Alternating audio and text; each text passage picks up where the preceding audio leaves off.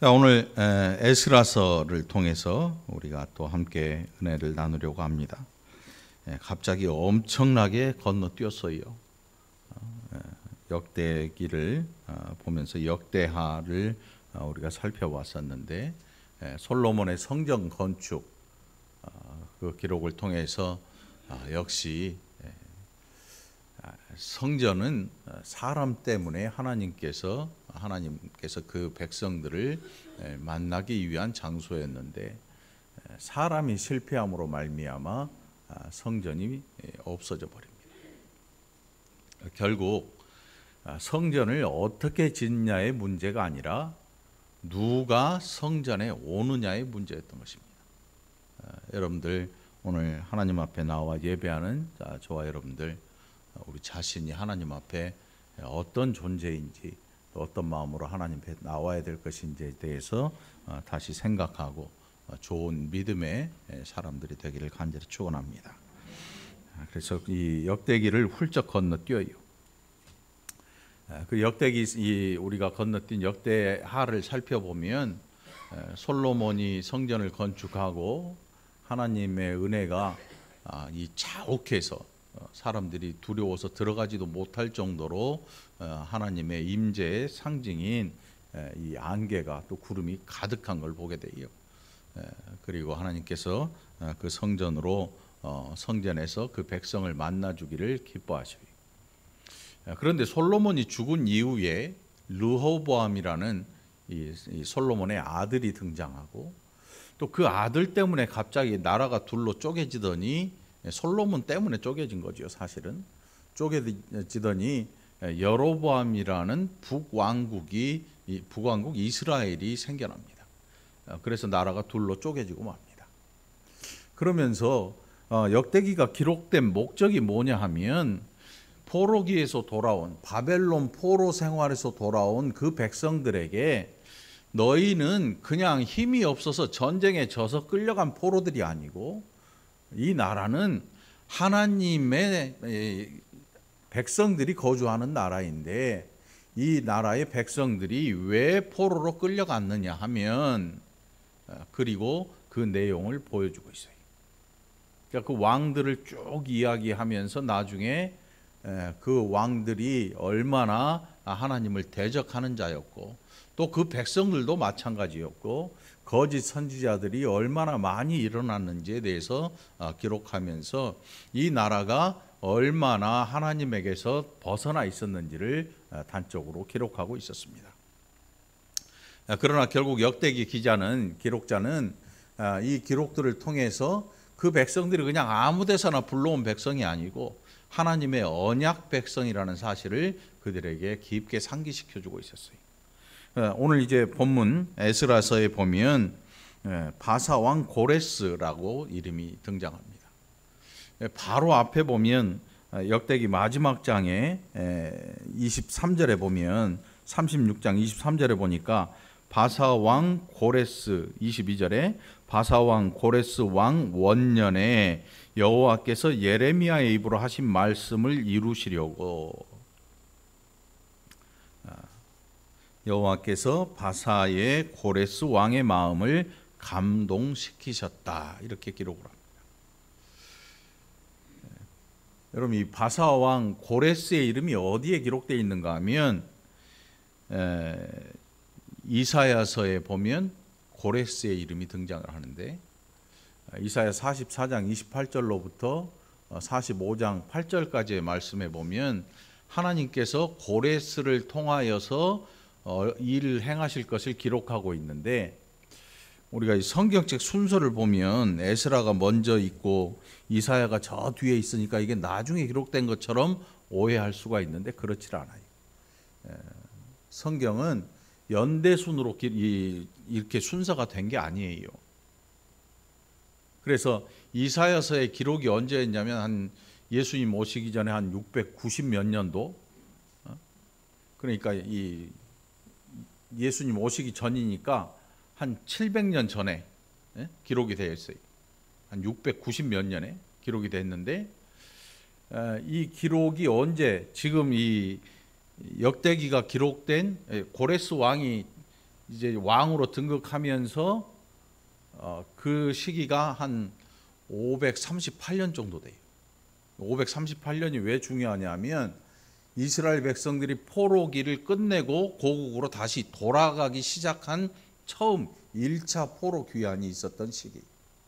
538년. 예수님 오시기 전에 우리가 BC라 그러죠. BC.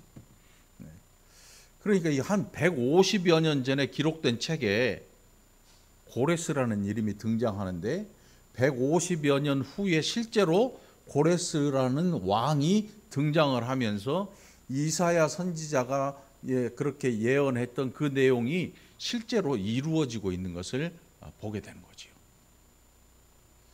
그래서 이 부분을 가지고 어떤 사람들이 뭔 일을 하냐면 나는 기도하면 너의 앞날을 알 수 있어 이렇게 얘기해요. 그런 거는 사기예요, 여러분. 사기. 성경은 하나님께서 우리 개인의 앞날이나 이런 걸 가지고 하나님의 구원의 역사를 써나가시는 게 아닙니다, 여러분. 그래서 성경에서 이런 부분이 나오는 걸 슬그머니 갔다가 나도 기도했더니 하나님께서 저 앞날을 알게 해주시더라.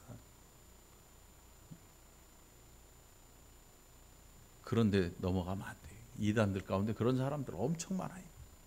막 기도해 보니까 막 네 앞날이 보이는데 이렇게 안 하면 너 쪽박 찬다, 너 거지 된다, 뭐 이런 얘기를 하니까 두려워가지고 막 물질을 갖다 쏟아붓죠. 그래서 거지가 되는 거예요. 안 하면 거지 안 되는데 막 물질을 갖다 쏟아부으니까 진짜 거지가 되는 거지. 그러니까 뭐라 그래? 맞네. 맞기는 뭘 맞아? 안 맞지. 자, 아무튼 하나님께서 이사야 선지자를 통해서 고레스가 나타나기 한 150여 년 전에 이 일을 기록하시는데 이름이 똑같아요. 동명이인이 아니야. 실제로 고레스가 아마 이거를 봤던지 아니면 누군가 고레스에게 이걸 전해줘서 들려줬던지.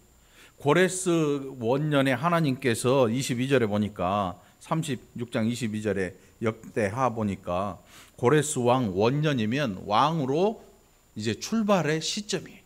왕으로 등극한 그 해 원년. 고레스의 마음을 감동시키셨다. 하나님께서 쓰시는 사람들은 때로 하나님께서 마음을 아주 두렵게 만드셔요. 주변에 성경에 보면 야곱이 그 12아들들과 그 고향으로 돌아갈 때 그 주변 마을들에 두려움을 심어 놓으셔요. 아무도 대적 못해요. 야곱의 아들 한 명이 마을 사람들을 다 잡아 죽였는데 그 소식을 들은 부족들이 일어나서 다 쫓아와야 되는데 아무도 그렇게 하질 못해요. 왜? 무서워. 여러분 어렸을 적에 싸워본 적 있나요? 네? 보니까 싸워본 사람들 많을 것 같아. 어렸을 때 친구랑 싸우면 어때요? 친구랑 싸우면 눈 큰 놈이 이겨. 왜? 인상 딱 쓰고 딱 째려보고 주먹 딱 쥐고 하면 쫄아가지고 고개를 숙이고 이제 싸움할 그 전의를 상실하지요. 그런 애들이 있는 반면에 어디서 돌을 집어가지고 할 테면 해봐라. 끝까지 싸우는 애들도 있고. 참 무시무시하지요. 하나님께서 이 고레스 왕, 이 어마어마한 나라의 왕이에요. 이게 보통 나라가 아니고 지구상 절반을 차지했던 그렇게 엄청난 나라예요. 페르시아라는 나라가 이 지구 역사에 잔악무도하기 그지없는 나라예요. 그런데 그 나라 왕이 갑자기 획가닥 변하더니 나 고레스는 이제 너희에게 말하는데 고향으로 돌아가라.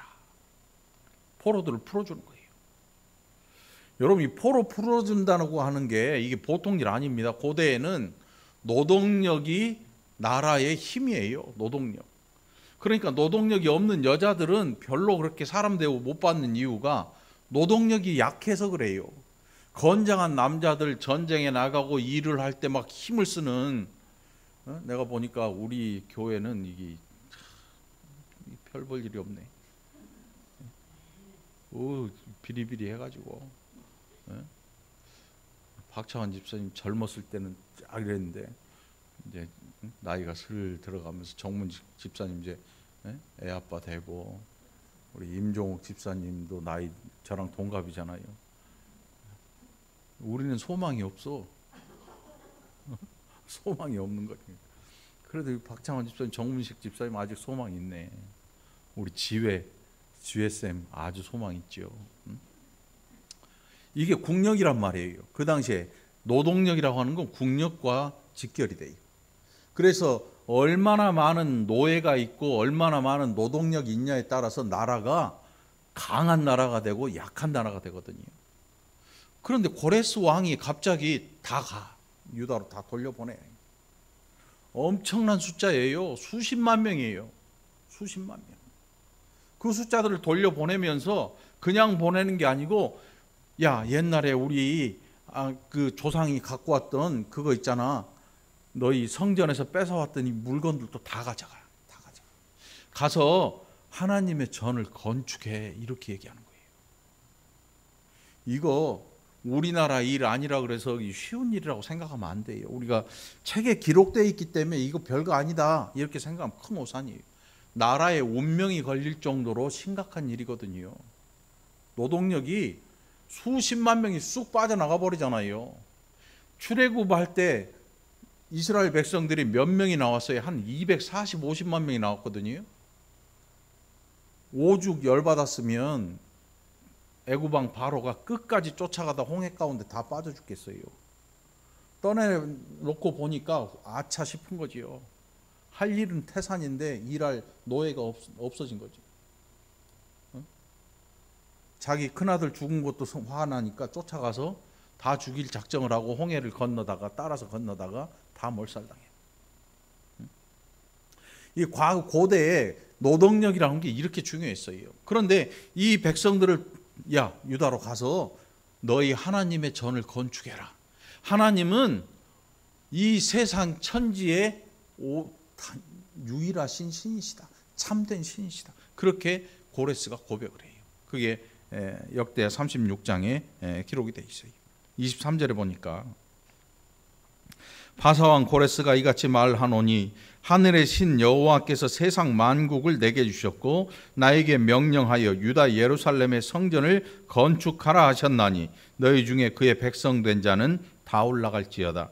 너희 하나님 여호와께서 함께 하시기를 원하노라 하였더라.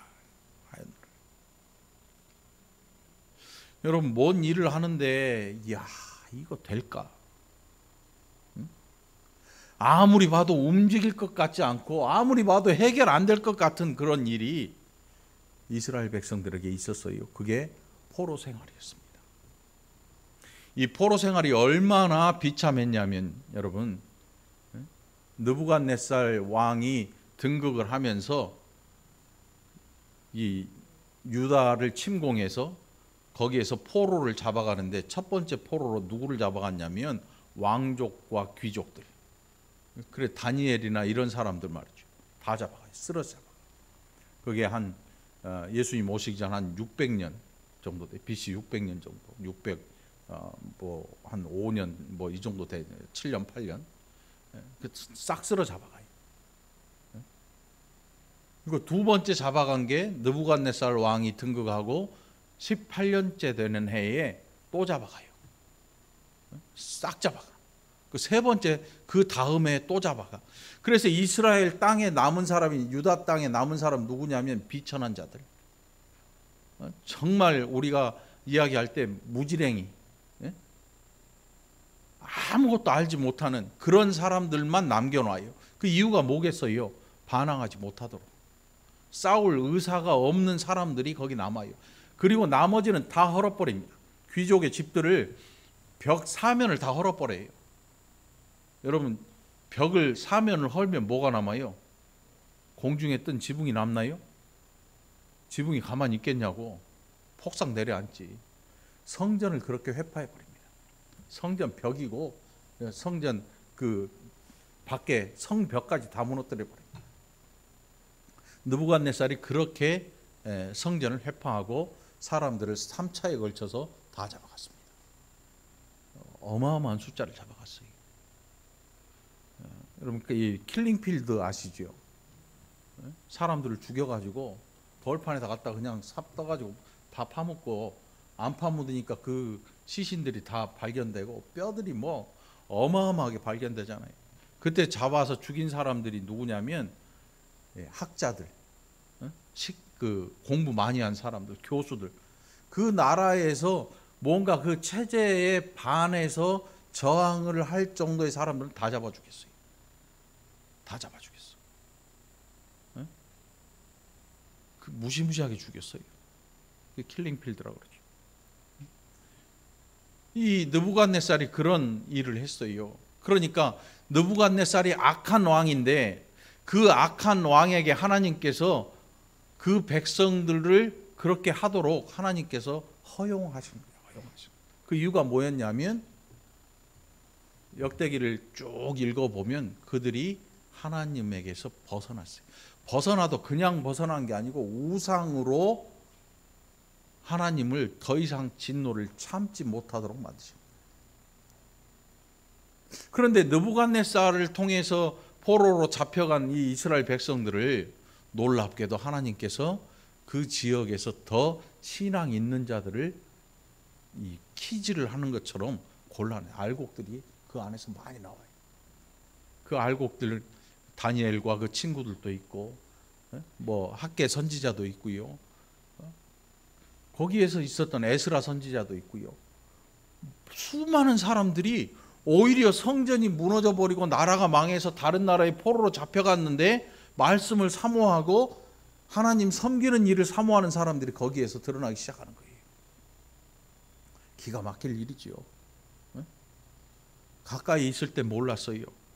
떨어져서 아무것도 하지 못할 그 시절에 보니까 이제 그때서야 사모하는 사람들이 하나 둘 드러나기 시작하는 거죠. 하나님께서 감추어 놓은 사람들이, 감추어 놓은 사람들. 그리고 이제 그 포로기가 끝나갈 때 하나님께서 70년의 포로 생활을 말씀하셨어요. 70년. 유다 멸망이 586년. 컴퓨터 보면 386, 486, 586 그러잖아요. 외우기 쉽게. 유다가 몇 년에 멸망했냐? BC 586. 그때 멸망했거든요. 그리고 나서 70년 후에 포로기가 끝나요. 70 빼보면 대충 계산이 나오죠. 그 포로기가 끝날 때 이제 70년의 포로기가 끝나면서 하나님께서 고레스라는 왕을 들어 쓰시기 시작하는 거예요. 고레스라는 왕. 왜 제가 이 고레스의 이름을 거론하냐면 우리가 이 세상 살 때 걱정거리가 너무 많아요. 이거는 이래서 죽겠고 저거는 저래서 죽겠고 몸은 아파 죽겠고 자식은 말 안 들어 죽겠고 장사는 안 돼 죽겠고 죽을 일들이 쌓였잖아요. 거기서 조금 숨을 쉬면 장사가 조금 잘 돼서 살겠고 자식이 공부 잘하니까 살겠고 죽거나 살거나 둘 중에 하나야. 극단적이지 우리가. 그 이스라엘 백성들에게 포로기의 삶이라고 하는 것은 정말 끔찍한 일이었어요. 끔찍한 일이에요. 멀쩡한 왕족과 귀족들이 그 나라에서는 큰 소리 꽝꽝 치고 내 맘대로 살던 사람들이 와가지고 노예로 전락하는 거예요. 전쟁 포로는 다른 거 없어요. 노예죠. 왕도 눈깔을 뽑혀가지고 끌려와서 감옥에서 밥 먹고 있다가 나중에서 다시금 그 지위를 회복시켜줘요. 눈깔 빼버렸는데 회복하면 뭐하냐고. 기가 막힐 일이지. 그 나라의 왕이 된 것도 아니고 포로된 나라에서 다시 지위를 올려가지고 왕하고 같이 밥 먹고 그런다고 해서 회복된 게 아니잖아요. 나라가. 기가 막힐 일이죠. 그런데 고레스가 갑자기 이야기하는 거예요. 우리가 이 도대체 이놈의 문제가 어떻게 될 건지 걱정하고 또 걱정하고 죽겠네 살겠네 징징거리고 울어대고 막 금식하고 난리를 펴도 안 풀리던 그 일이 70년간을 딱 채우니까 하나님께서 갑자기 고레스라는 왕을 통해서 야, 돌아가 이렇게 말씀하시는 거예요. 여러분 생각에 북한의 그 김정은이나 그 이후에 누군가가 예수 안 믿을 거라고 생각하지요? 대답도 안 하네. 예수 믿을 것 같지 않잖아요. 복음이 왜 중요하냐? 선지자의 음성이 왜 중요하냐 하면 그 선지자들, 진짜 선지자들은 진짜 하나님의 말씀을 전해요. 돌덩이가 날라와서 그들을 쳐도 저 웅덩이에 집어 던져지고 창이 칼이 목에 들어와도 하나님의 말씀을 전해요. 거짓 선지자들의 특징은 뭐냐 하면 달콤한 소리를 해요. 달콤한 소리.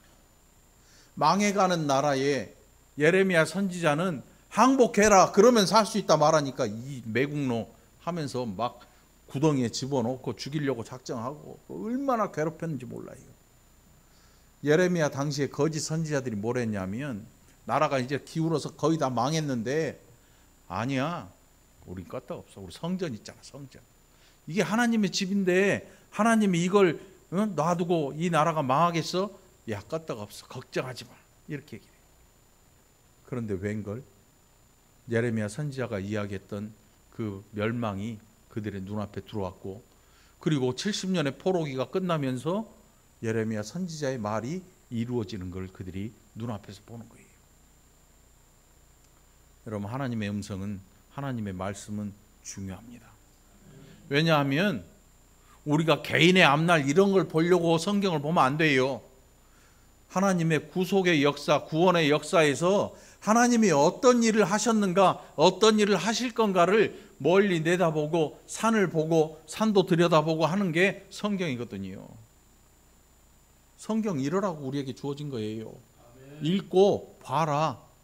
내가 너희를 위해 펼칠 그 역사를 한번 들여다보고 그 앞을 기대해 봐라. 이렇게 주신 거거든요. 그런데 고작 자기 개인한테 달달한 그 말씀 한 구절 뽑아가지고 그거 쫑알쫑알 외우고 다니면서 올해의 말씀은 이거예요. 나는 이걸로 올해를 지내겠어요. 이게 안 통하지요. 응? 산에서 나무 한 그루 쭉 뽑아다가 자기 집 화단에 심어놓고 산을 통째로 들어온 것처럼 다 아는 것처럼 얘기하는 거예요. 산에 얼마나 많은 나무가 있습니까? 알지도 못하고 보지도 못했던 그 많은 식물들과 생물들이 그 산 안에 가득한데 고작 나무 한 송이 뽑아가지고 그거 집에 심어놓고 이게 지리산이다, 이게 설악산이다. 천만의 말씀이에요. 우리가 평생을 돌아봐도 그 안에 있는 것들을 다 이해하지도 못해요.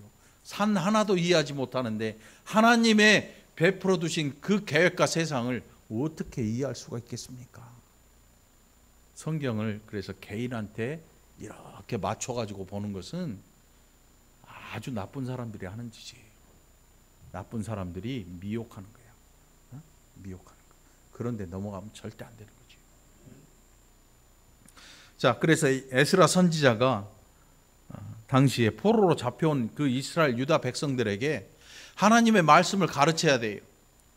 가르치지 않으면 이 백성이 알 수가 없는 거거든요. 여러분, 성경은 그 백성들, 우리가 포로로 잡혀왔는데 힘이 없어 잡혀왔고 뭐 다른 나라 보니까 다 노예하고 그러더만 우리도 똑같지 뭐. 이런 백성들에게 에스라는 아니다, 우리가 힘없어 잡혀온 게 아니야. 군사력이 부족한 게 아니고 이 나라의 유다 백성들, 특별히 너희들은 믿음이 없어 잡혀온 거다. 하나님께서 너희가 믿음이 없는 걸 아시고 이 나라로 보내셔서 믿음의 회복을 위해서 70년의 포로 생활을 하게 하신 거다. 이 이야기를 지금 하고자 하는 거지요. 그러면서 고레스가 등장하는 거예요. 그게 150년 전에 예언되었던 이름이 나오면서 이스라엘 백성들의 머리에 종을 울리는 거지요. 얼마나 충격이겠습니까, 여러분? 아무도 알지 못했던 그 포로 생활, 인정도 하기 싫었던 포로 생활 70년이 끝나가는데 이사야 선지자가 기록해놨던 150년 전의 기록이 나오는데 고레스 왕의 이름이 기록이 되어 있는 거죠. 고레스 왕은 더 놀랬을 것 같아요. 아마 그 백성 유다 사람들보다 더 놀랬을 것 같아요. 이거 이름 잘못 진 거 아니냐, 뭐 별소리 다 있겠죠. 그런데 그렇지 않아요. 하나님께서 쓰기로 작정하신 거예요. 하나님의 구원의 역사를 그렇게 하나님은 예비하시고, 이미 오래전에 예비하시고 그 기간을 참으신 거지요. 참으신 거죠. 해달라는 거 다 해줘요. 갖고 싶은 거 다 갖게 해줘요. 그럼에도 불구하고 믿음 안으로 들어오지 않아요. 그게 다윗 솔로몬을 거친 성전이 얼마나 좋습니까, 여러분? 솔로몬 성전 여러분 가본 사람 없죠? 갈 수가 없는 거지. 없는데 어딜 가? 우리는 학계 성전, 스룹바벨 성전도 몰라요. 헤롯이 이 스룹바벨 성전을 고쳐가지고 만들어 놓은 헤롯 성전도 몰라요. 왜? 아예 없어요. 유대인들이 쌓아놓은 그 벽만 남아 있어요. 여러분 통곡의 벽 아시잖아요. 그 벽만 있어. 성전의 모습을 볼래야 볼 수가 없어요. 볼래야 볼 수가 없어.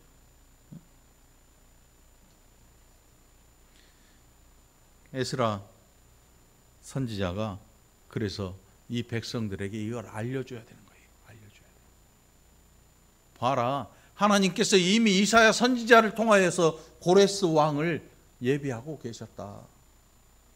고레스 왕이 미친 자가 아니야. 이게 갑자기 획가닥 해가지고 이렇게 한 게 아니고 이미 이사야 선지자 때부터 하나님께서 예비하시고 이제 우리의 포로 생활이 끝나는 그때에 이 사람을 통하여서 하나님께서 일하시기로 작정하고 계신 거다. 여러분 우리가 예수님이 뜬금없이 하늘에서 뚝 떨어진 게 아니잖아요. 뚝 떨어진 게 아니에요. 이미 오래전부터, 아주 오래전부터 메시아가 예고돼요. 그 예고된 메시아께서 실제로 오신 거예요. 그 예수님을 저와 여러분이 믿는데, 여러분 믿어집니까? 신기한 거예요. 신기한 믿음이죠.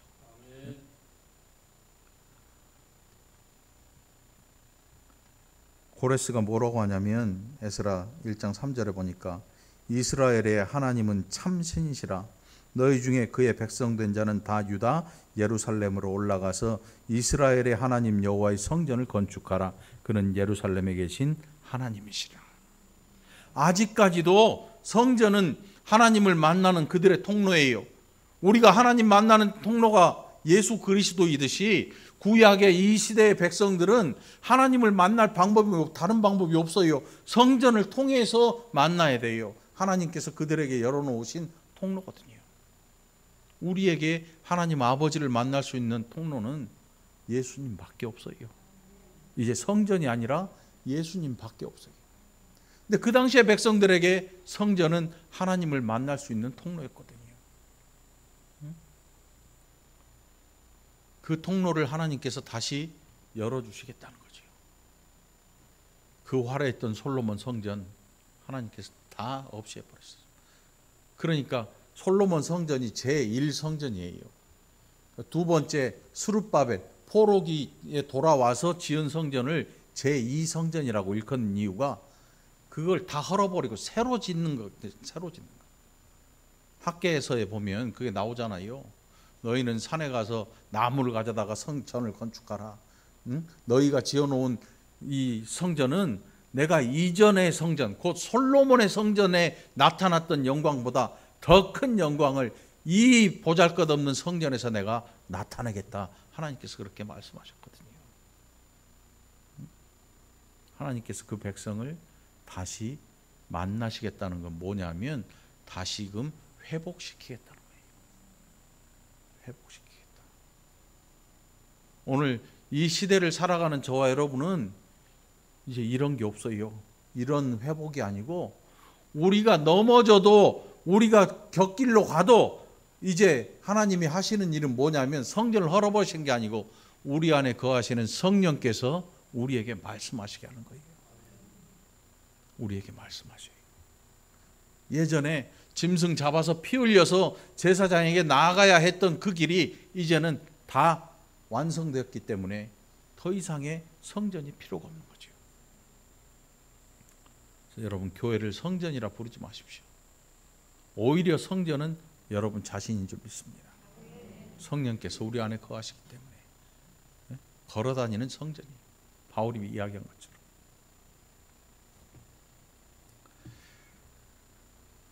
그 남아있는 백성이 어느 곳에 머물러 살든지 그곳 사람들이 마땅히 은과 금과 그 밖에 물건과 짐승으로 도와주고 그 외에도 예루살렘에 세울 하나님의 성전을 위하여 예물을 기쁘게 드릴지니라 하였더라. 그 모든 곳간에 뺏어왔던 모든 성전의 기구들을 다 돌려줍니다. 수천 개예요. 수천 개. 그릇들.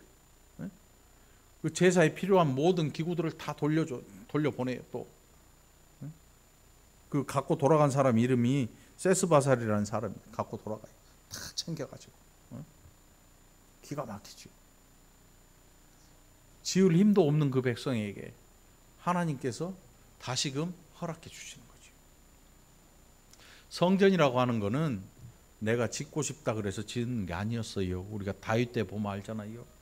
다윗이 하나님의 궤가 밖에 있는데 나는 왕궁에 거하는데 하나님의 궤는 저 아직도 천막 가운데 있는데 이 마음이 괴롭습니다.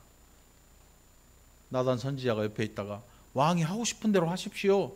그런데 그날 밤에 선지자한테 하나님 나타나서 뭐라고 하냐면, 아니야, 다윗은 내 집을 지을 수 없어. 그는 피를 너무나 많이 흘렸어. 그 아들에게 내가 성전을 짓게 할 거야. 다윗이 그 말을 듣고 포기합니다. 포기하는데 그냥 손 놔버리는 게 아니고 성전을 지을 모든 재료들을 모아서 예비하기 시작합니다. 그 수량이 어마어마해요. 다 모아놨기 때문에 성전 공사가 7년 걸려요. 솔로몬 궁을 짓는데 14년이 걸리죠. 20년이 13년이 걸리죠. 재료가 이제 성전 재료 다 소진하고 그 자신의 궁을 지으려고 뭐 더 화려하게 지었기 때문에 그런다, 뭐 그런 얘기도 있기는 한데 아마도 그 재료들을 모으는데 시간이 꽤 걸렸을 것 같아요.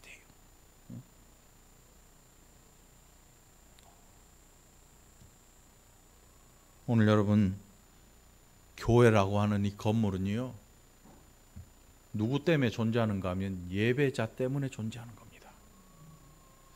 그러니까 우리가 하나님 앞에 나와서 하나님의 음성을 사모하고 하나님을 믿고 예수 그리스도를 통해서 구원받은 그 백성들이 이 교회에 나와서 하나님 앞에 감사의 제사를 드리는 것, 이 일로 말미암아 이 교회는 존재의 가치가 있다는 것입니다.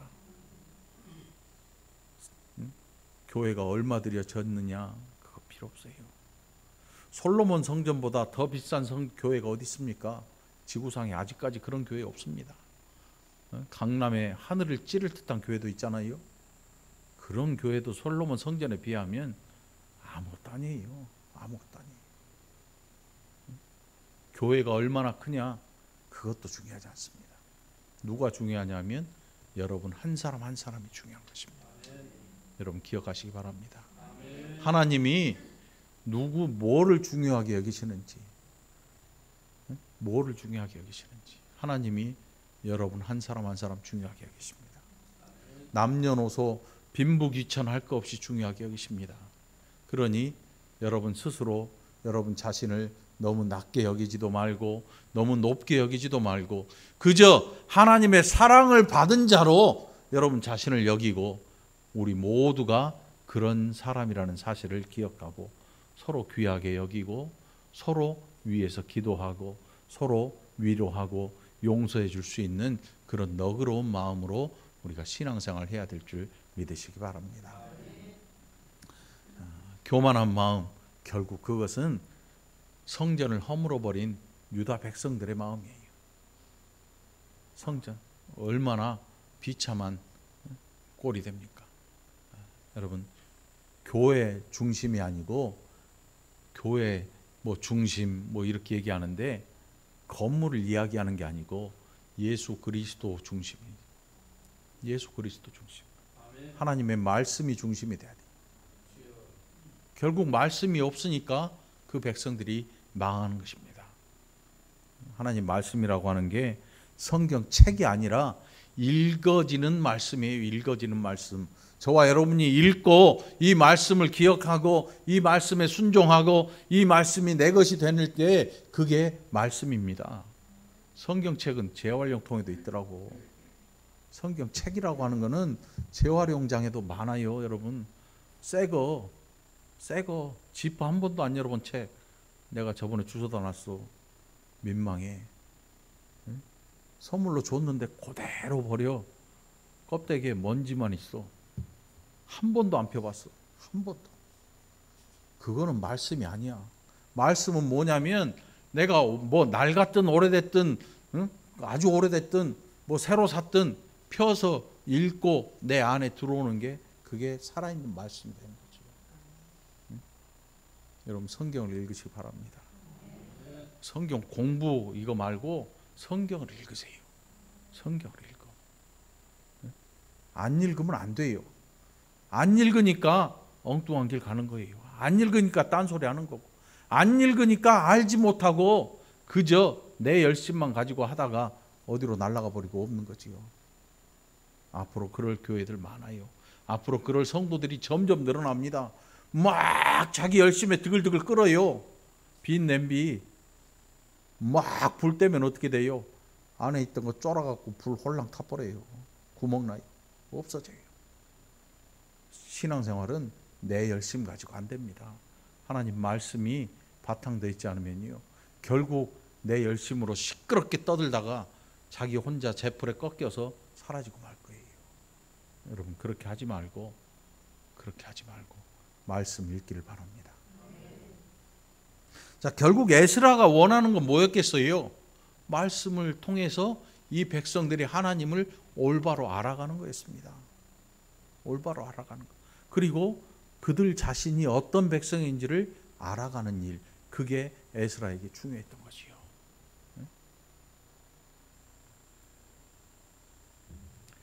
성전의 기구들이 뭐가 있었느냐, 뭐가 필요하냐, 얼마냐, 누가 이거를 했느냐, 이거 별거 아닙니다.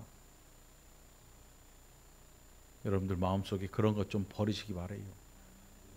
나는 하나님 앞에 강대상을 헌물했어요. 개척교회 몇 개를 도왔어요. 이딴 게 뭐가 필요했겠습니까? 도왔으면 입 꽉 다물고 조용히 감사하시기 바랍니다. 뭐 강대상을 했네, 뭘 했네, 다 필요 없어요. 이게 MDF인데 어디다 갖다 써요. 그냥 버리면 벌금이나 물어. 그런데 이게 언제 쓰이냐? 우리가 예배할 때, 여러분들이 와서 교회에 와서 예배 드리고 목사가 제대로 된 설교를 하고 제대로 된 예배를 드릴 때, 그때서야 강단이 강단으로서의 가치를 가지게 되는 것입니다. 이거 마이크요? 이거 어디다 갖다 써요? 노래방 마이크가 훨씬 좋아요. 이게 언제 가치를 가집니까? 목소리 좋은 목사가 아니고 말씀다운 말씀을 선포하는 그 강단에서 사용될 때 이게 교회의 물품으로서의 가치를 가지는 것입니다. 여러분 앉아있는 의자요? 교회 의자니까 다른 데 못 써요? 아니에요. 제가 가니까 길바닥에 내놓더라고. 비 맞고 뒤틀려서 할머니들이 지나가다 앉았다 일어났다 가고 온갖 낙서질에 막 별짓 다 해놨더라고. 교회에서 쓰던 거예요.